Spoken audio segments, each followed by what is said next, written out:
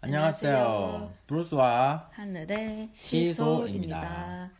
이번에는 제가 가지고 있는 고민을 하나 상담을 해볼까요? 브루스 씨한테. 고민이 있었구만. 네. 제가 말을 길게 잘 못하겠어요. 길게? 네. 뭔가를 확실하게 아는 게 있다고 해도 말로 잘 못 풀어내겠는 그런 거. 말로 잘 못 풀어내겠다. 그럴 땐 어떻게? 글쎄, 내가 너가 돼보지 못해서 모르겠는데 확실하게 알고 있는 게 아닌 게 아닐까?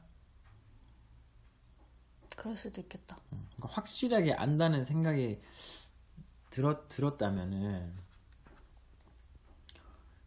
왜 이야기를 못하지? 약간 그런 느낌? 만약에 PPT 발표를 하러 앞으로 나갔을 때 긴장이 되면 알던 것도 잘 기억이 안 나잖아요. 전 말할 때 약간 그런 것 같아요. 말이라는 것 자체를 할 때. 말이라는 걸 할 때.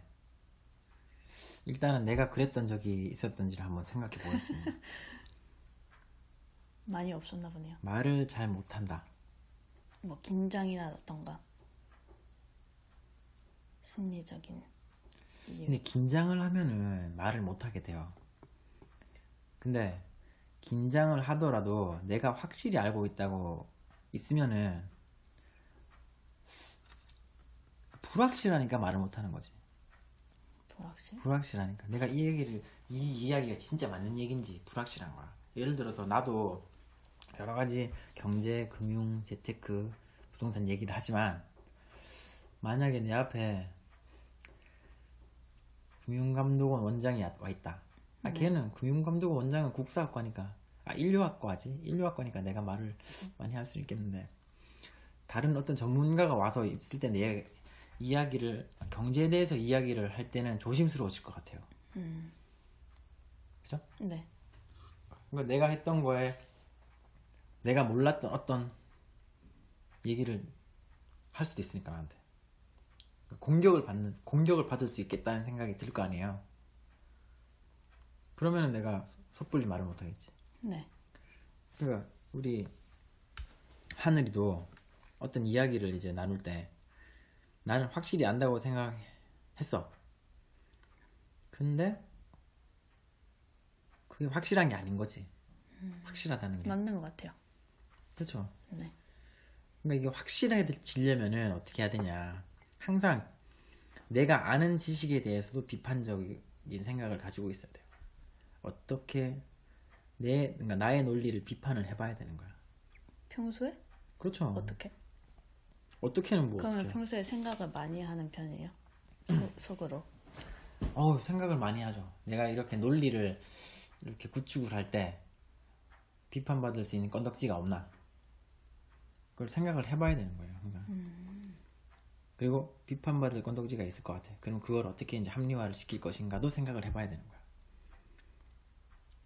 정말 서로 막 논쟁하는 시뮬레이션을 한다거나. 그렇죠. 머릿속에서. 오, 그래요? 평소에?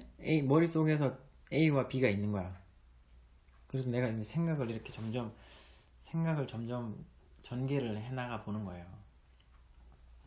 그럼 뭐가 있을까? 예를 들어서 모든 사람들의 생각은 달라. 주관적인 거야. 그래서 진리라는 거는 없이 모든 사람들은 다 자기 생각이 다 맞아. 상대주의잖아요. 이렇게 생각할 수 있겠지? 근데 아니야. 그래도 예를 들어 수학이나 과학이나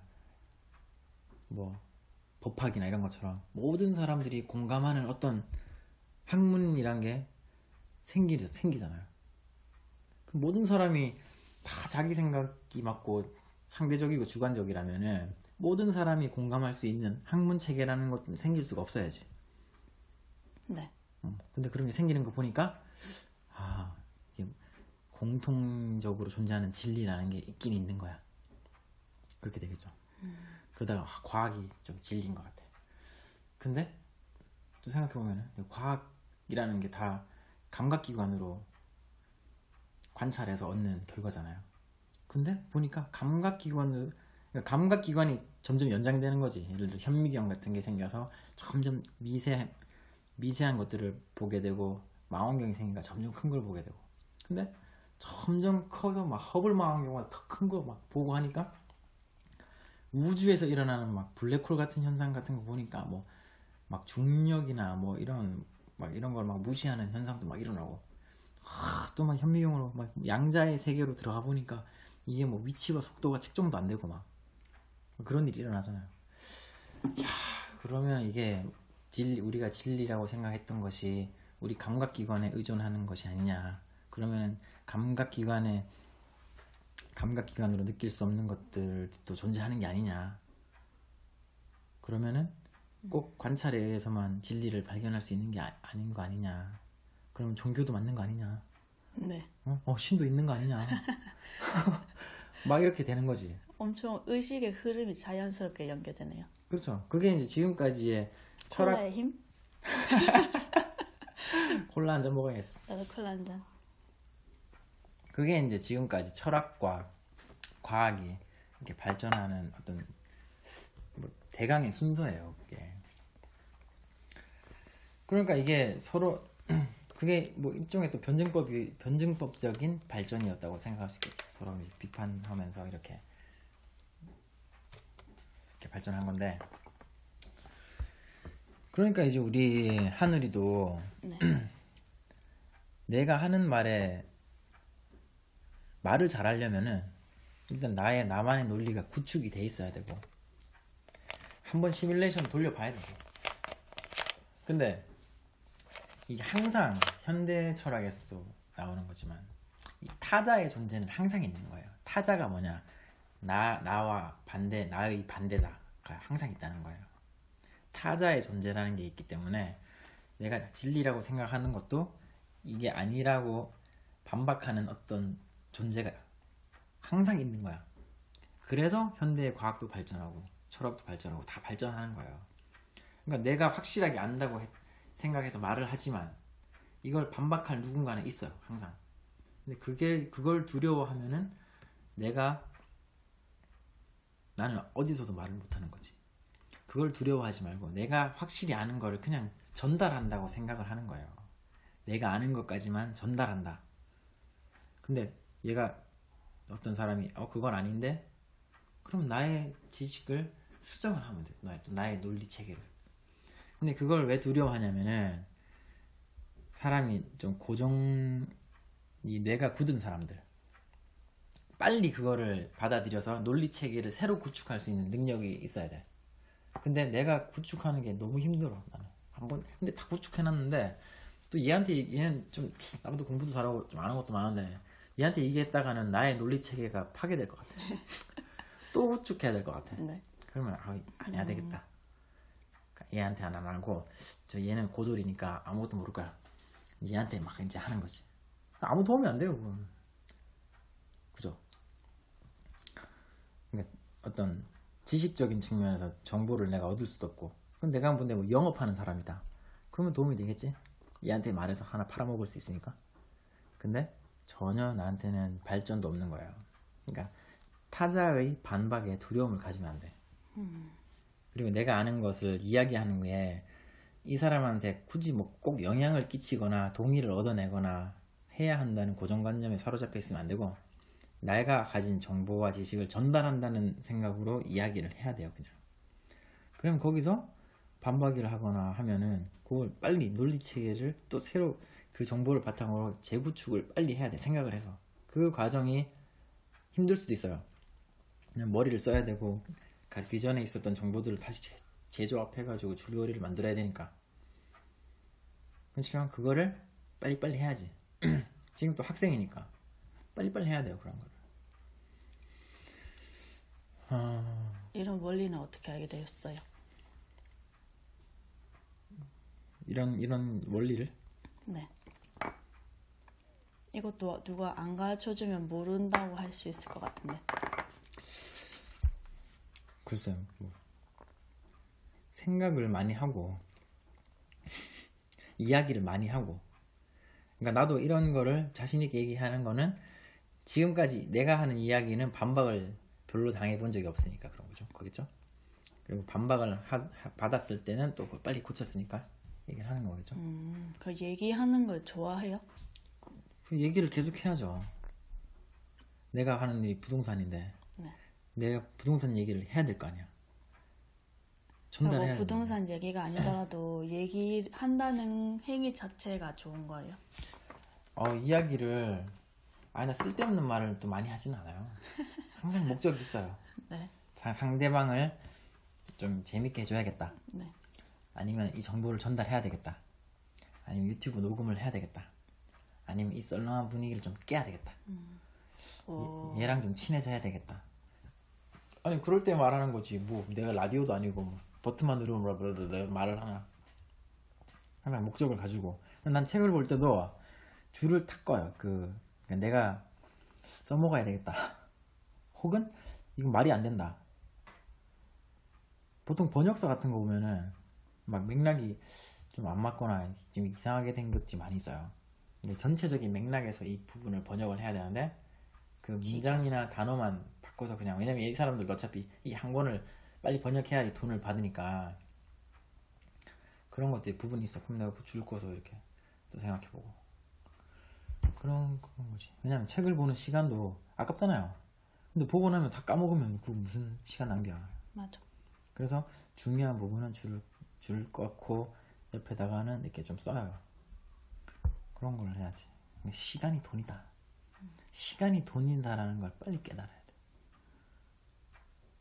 그러면은 내가 하는 행위나 상대방의 행위나 이런 것들이 그냥 지나가지 않고 다 어떻게든 발전적인 방향으로 되도록 되는 거예요. 그러니까 내가 평범한 보통 사람들을 만나면은 사고의 수준이 계속 그 수준에 멈춰 있어요. 보통 패턴이라던가. 우리 하늘이도 우리가 이렇게 하지만은 처음 시작했을 때는 지금이나 거의 비슷해. 어떤데요? 별로 발전이 안 됐어. 인정. 근데 왜냐면 이게 우리가 매일매일 만나서 했으면은 하늘이한테 내가 받은 영향도 있고 내가 영향을 줘서 아마 더 상대방에게서 받은 영향 때문에 발전하는 속도가 빨라졌을 거예요. 근데 우리는 일주일에 한 번씩 하잖아. 네. 그리고 나는 항상 그런 생활 패턴을 있고 하늘이는 학교에서 공부해야 되니까 없겠죠. 그러니까 그런 게 생기는 건데, 얼마 전에 무슨 대학교 교수님이라고 만나서 내가 부동산이라고 하니까 말씀하시는데 뭐 토지 공개념에 대해서 얘기를 하고 또 공산주의 사상에 대해서 말씀하시더라고요. 자본주의의 그런 얘기하면서 내가 부동산이라고 하면 또 자본주의의 끝판왕이라고 생각하니까. 근데 이제 그분들도 보면은 자기가 아는 내용에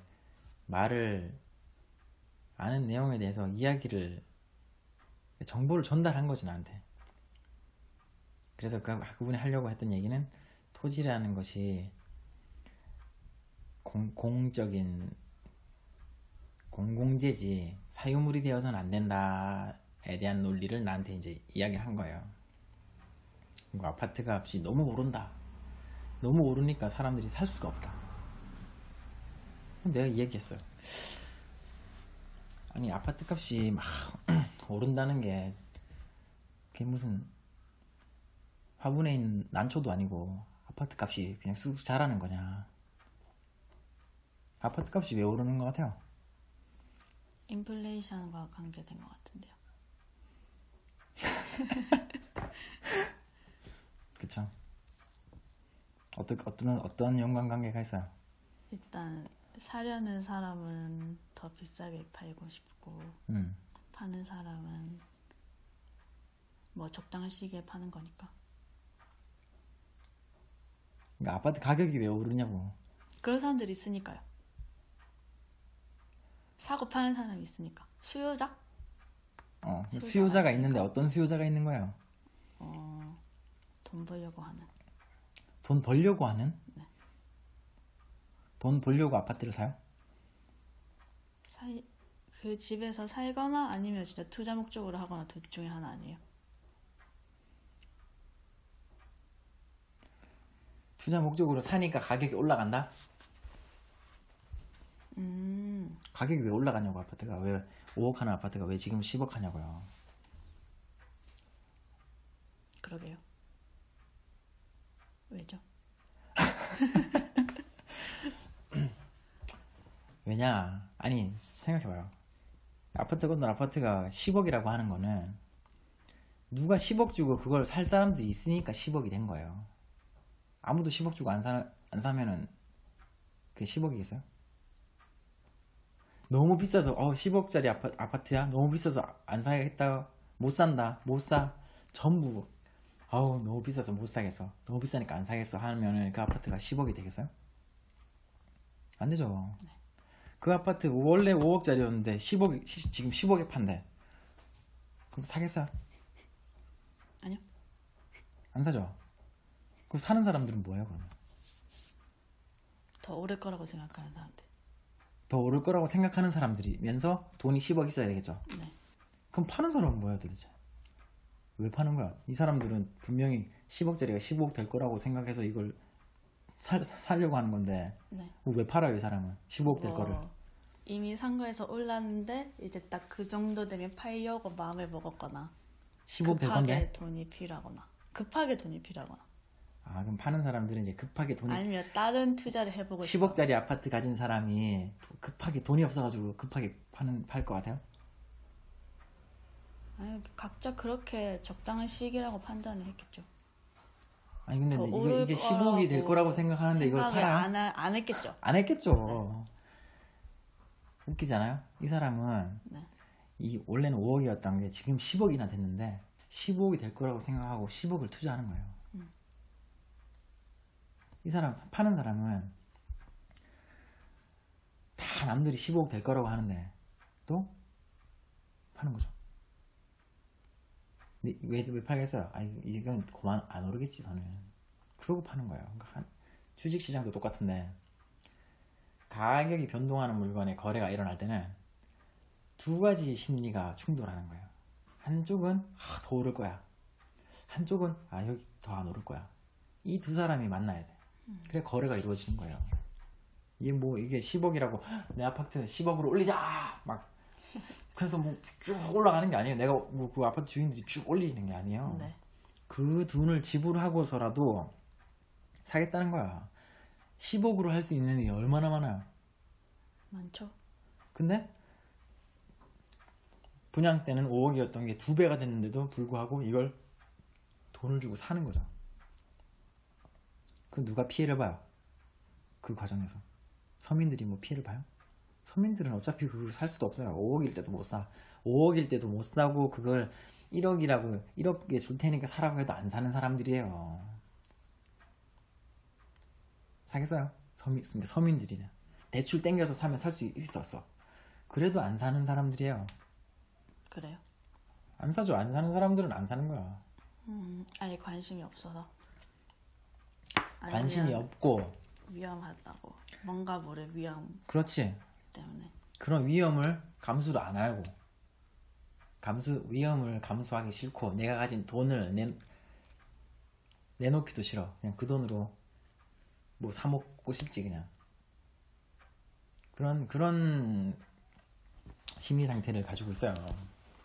그러니까 이제 그러면 가장 합리적인 방법이 사실 아파트를 그 돈을 지고 지불할 사람 더 많이 5억짜리 아파트 10억에 누가 산다면은 이 돈이 이 사람만 부자가 되는 게 어차피 돈이 있는 사람들끼리 왔다 갔다 하는 거예요. 둘 다 부자지 뭐. 여기 와서 이 사람은 어떻게 보면 덜 부자야. 파는 사람은 부자가 돈을 싸고 가서 싸지먹어 들고 가서 옛날에 쌀 때 아파트 샀던 그런 사람들은 진짜 그냥 중산층이에요 사실은. 거기 쭉 오래 살다 보니까 집값이 올랐어. 그거를 이 사람이 부자가 돈을 막 10억을 던져줘서 이 물건을 가져오는 거예요. 그럼 이 중산층이던 사람은 5억짜리 사서 5억을 버는 거 아니에요. 그 돈을 가지고 어디 뭐 또 쓰겠지. 돈이 그냥 이동을 하는 거야. 내가 원하는 물건을 원하는 가격에 이 사람들이 돈을 싸지워 주고 가서 교환이 된 거죠. 근데 그게 무슨 서민들한테 무슨 피해가 가요. 그런 얘기를 나눴나요? 교수님과? 그런 이야기를 나눴지. 그러니까 재화와 서비스가 사실 합리적으로 배분되는 거는 사실 가격이잖아요. 가격. 아니 돈이 없는데 굳이 뭐 압구정 현대아파트에 살아야 돼요? 뭐 다 살아야 되고 서민들이 압구정 아파트 한 채씩 줘야 돼? 그럴 필요 없잖아. 근데 그걸 문제라고 삼는 사람들은 이 문제를 이제 일으키려는 거야, 한마디로. 그게 문제다. 아니 압구정 아파트가 압구정 현대나 뭐 반포자이가 10억씩 20억씩 하는 게 서민들하고는 아무 문제가 없어요. 연관이. 서민들한테는 상관이 없어. 그거를 물고 뜯어서 가격이 조금이라도 떨어지면은 그걸 살 수 있는 사람들이 있어요. 그런 사람들은 최소 전체 인구의 5% 미만이에요. 그 사람들한테 기회를 주려고 이런 걸 이슈를 만드는 거예요. 서민들하고 무슨 상관이야? 서민들하고 아무 상관없지. 맞네요. 그냥 그런 정치적이면서도 어떤 소수의 이익에 부합하는 그런 이슈를 만들어내는데 서민들이 막 동조를 한다. 동조하게 돼 있어. 왜냐면 부자들이 어쩌고 하면 막 배가 아프니까. 그죠? 그러니까 이제 여론에서 선동을 하는 거예요. 근데 당장 그런 문제에 관심을 가질 필요가 없거든. 사실 서민이라고 하면. 그지? 먹고 살기 바빠서? 먹고 살아야 되고 또 내가 빨리 열심히 일해서 자본을 축적해서 금융 지식도 쌓고 또 뭐 부동산 투자하고 싶으면 부동산 투자하는 법도 좀 배우고 또 자기 시급을 올리려면은 교육도 새로 받아가지고 막 시급도 좀 올리고 그런 걸 해야 될 거 아니야. 그런 데 집중해야 되는 거지. 무슨 뭐 사회혁명이 일어나면은 뭐 상류층과 하류층이 역전되거나 이런 일이 일어나지 않아요. 네. 사회가 혼란해지면 더 힘들어지는 건 서민들이야. 왜냐면 사회가 정치적으로 혼란해지면은 경제가 파탄이 나고 그렇게 되면 화폐 가치가 떨어져요. 화폐 가치가 떨어지면 아까 말했듯이 뭐 하이퍼 인플레이션도 오지만 서민층들 가진 게 은행에 예금한 돈밖에 없어. 그것도 많은 돈이 아니지. 많은 돈이 아니니까 그냥 은행에 잠자고 있는 거예요. 그런 돈밖에 가지고 있지 않은 서민들만 힘들어지는 거예요. 그런 얘기는 해주질 않지, 정치인들이나.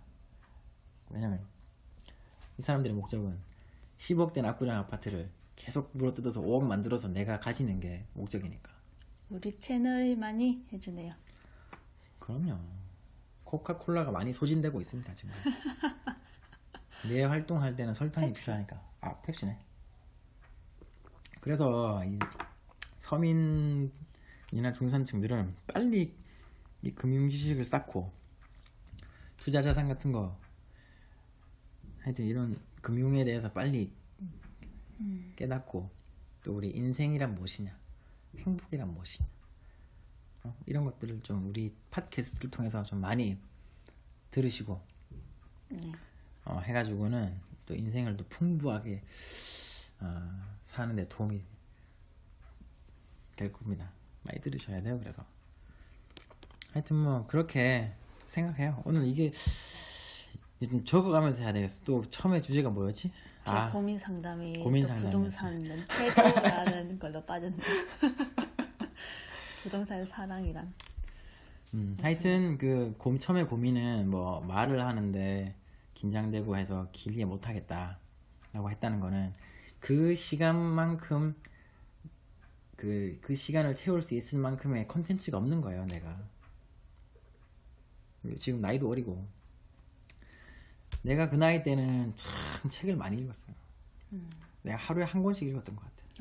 책 한 권 읽는데 꽤 많이 걸리는데. 주로 무협지를 많이 읽었는데 근데 환경이 중요해요. 환경이. 내가 그때는 책 읽을 환경이 됐어.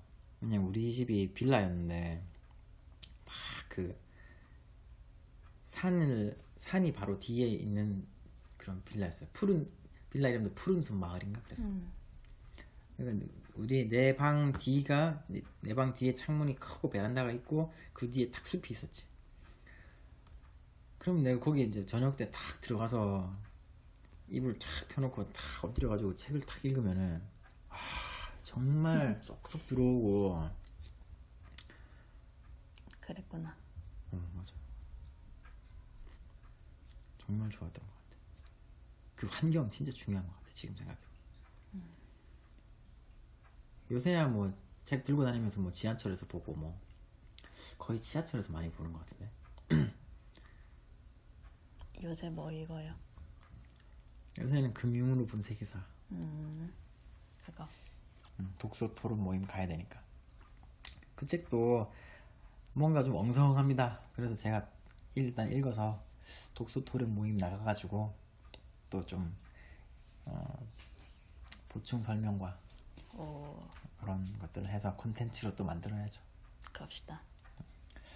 하여튼 우리 말했지만 그 고민을 해결하는 법은 일단은 반박을 두려워하지 마라.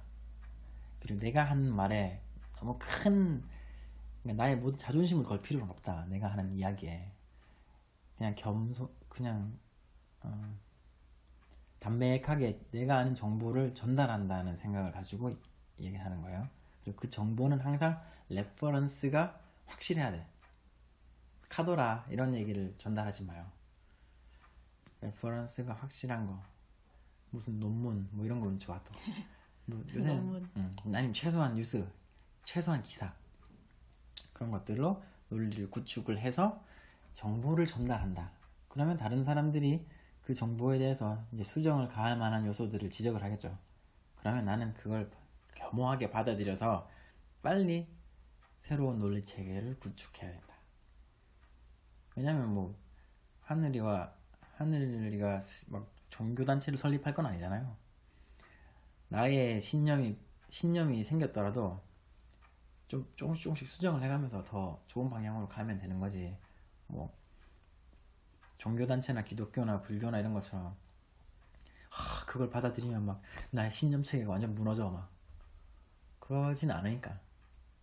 근데 보통 종교를 열심히 믿는 사람들이 그런 거를 두려워해요. 왜냐면 예수님이 다 부활했다는 걸 기정사실로 받아들여야 되는데, 예를 들어 생물학적인 지식을 내가 인정을 했어. 육체라는 건 썩어서 문드러지면 다시 뭐 구더기들이 다 파먹어서 다시 부활하는 건 불가능하다. 그 생물학적인 지식을 내가 딱 인정을 하면은 예수님이 부활하는 걸 힘들잖아요. 그러면은 거기서 끝나지 않지 또. 근데 아니다. 그렇지만 이 현실 세계에 적용이 안 되는 이 하나님의 그런 초자연적인 어떤 현상이 있다. 그렇게 이제 또 자기 합리화를 하는 거지. 그러면 종교를 안 믿는 사람들하고는 이제 대화가 안 되겠죠. 네. 그러면은 이 사람 종교 안 믿는 사람은 종교를 믿게 만들거나 아니면은 그냥 더 얘기 안 하거나 뭐 이렇게 그렇게 그냥 방향이 자연스럽게 흘러가는 거를 보면 되지. 이 얘기를 했다가 내가 반박당하면 내 자존심에도 상처가 나고 나는 되게 헛소리 하는 사람이라고 낙인 찍힐 거고 다음에 또 얘기하면 또 반박하려고 하겠지. 또 안 믿겠지. 이런 생각을 할 필요는 없다. 그리고 뭐 완벽하게 준비해서 얘기하면 좋겠죠. 근데 그거는 불가능하다는 거를 인정을 해야 돼요. 왜냐면 완벽한 무언가가 생겼다고 생각해봐. 그럼 발전이 없어요.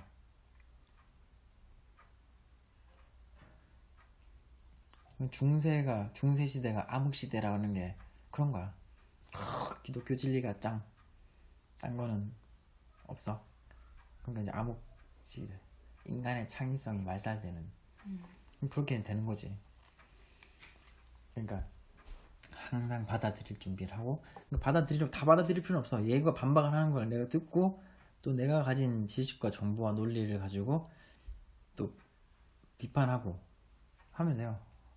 반박하고 또 그러면서 진리에 가까워지는 게 이제 변증법적인 변증법적인 사고인데 헤겔이라는 사람이 주장한 거죠. 근데 또 변증법이라고 꼭 좋은 거냐? 사실 그것도 아니긴 해요, 사실은. 그냥 변증법이라는 게 서로 비판하면서 합의점을 찾아가는 건데,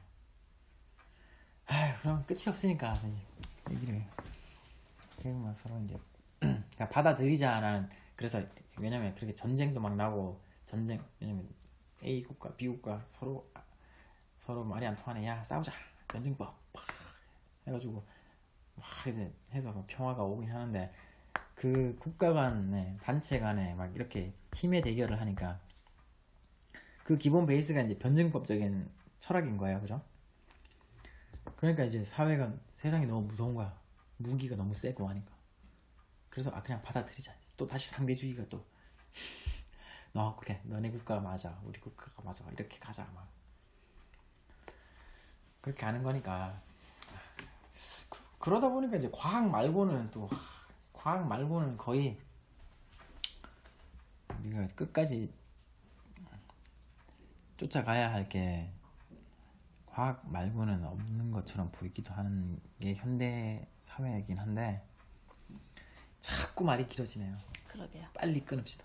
네. 하여튼 해결이 네. 된 것 같아요. 뭐. 일단 책을 좀 많이 읽고 사람들이 내 얘기에 잘못된 점을 말할 때 잘 받아들일 수 있으면 될 것 같아요. 그렇죠. 그걸 반박을 하거나 할 때 그게 또 배움의 기회라고 생각하고.